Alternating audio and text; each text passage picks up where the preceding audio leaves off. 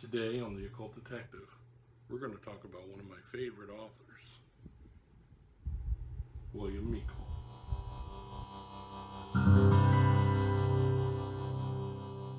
I've known Willie Meikle for more than 20 years.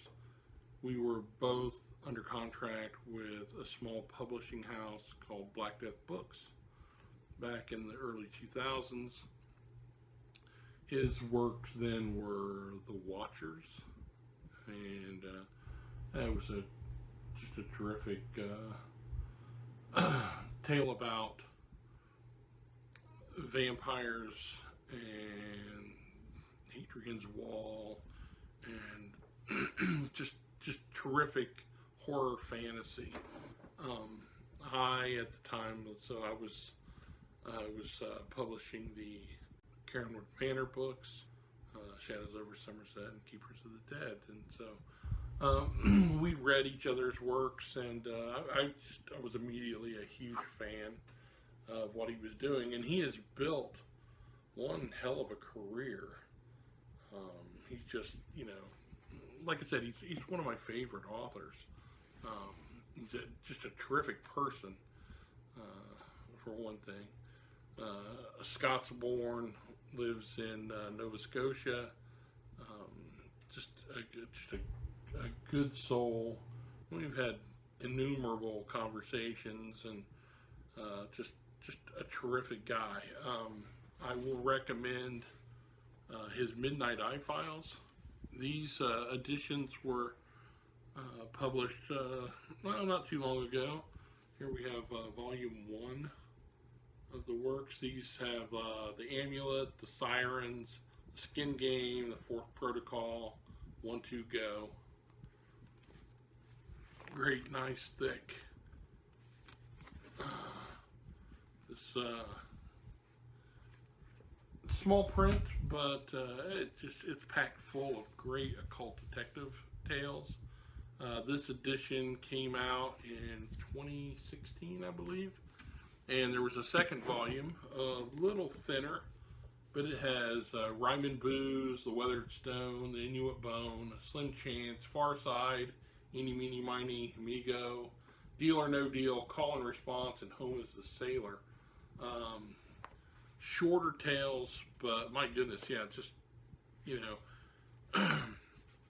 Derek Adams is a great character, a great occult detective, very cut from the whole, like, Sam Spade, Philip Marlowe. Just has that classic noir feel, and just terrific stuff. Also, another book I really enjoyed was Sherlock Holmes' Revenant, and he's just one of those guys that has those pulp sensibilities. The majority of his works I have on Kindle, so I've read just about the breadth of his works. It's a very classic style about him, and I am currently reading and thoroughly enjoying his Carnacki, Starry Wisdom and Other Stories. Just William Hope Hodson's Carnacki is, one of those preeminent occult detective characters, and just they were wonderful tales, highly recommended. That was a guy, he understood the Electric Pentacle, it's just really evocative stuff. And a lot of people have written continuing stories of Carnacki, and they never felt right. Well, when Meikle got a hold of the character, it just sang for him. You could tell this was a guy that understood the character, understood the narrative flow of those original stories, and his own style matched it so closely that they're just terrific. Um, here's a wee bit of the loot in the manor house, right? Okay, so autumn had come around again, and the Thames lay quiet, a shimmering pool of liquid gold beneath the setting sun. Bronze and yellow leaves fluttered down with no wind to disperse them, huddling in piles at the bases of the trees like hordes of pirate treasure. And out off the water itself, boatsmen filled their holds with the loot of the season.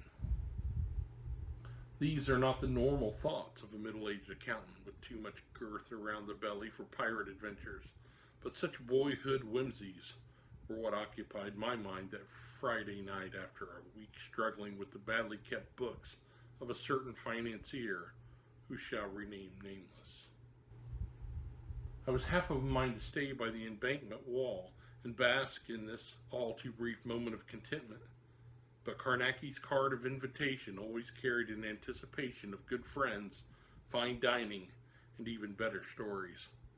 I turned my back on the golden pleasures of the riverside and hurried along the Shane walk.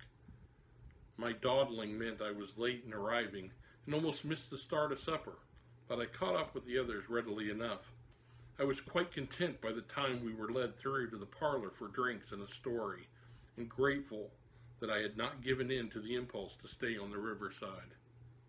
I was therefore greatly anticipating that night's tale, and Carnacki did not keep us waiting. He started as soon as we had our smokes lit. That's great stuff, right?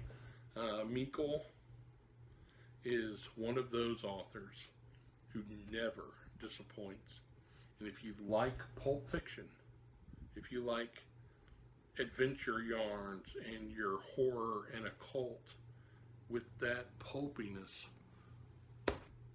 that was so prevalent in the era of weird tales, then you will thoroughly enjoy William Meikle.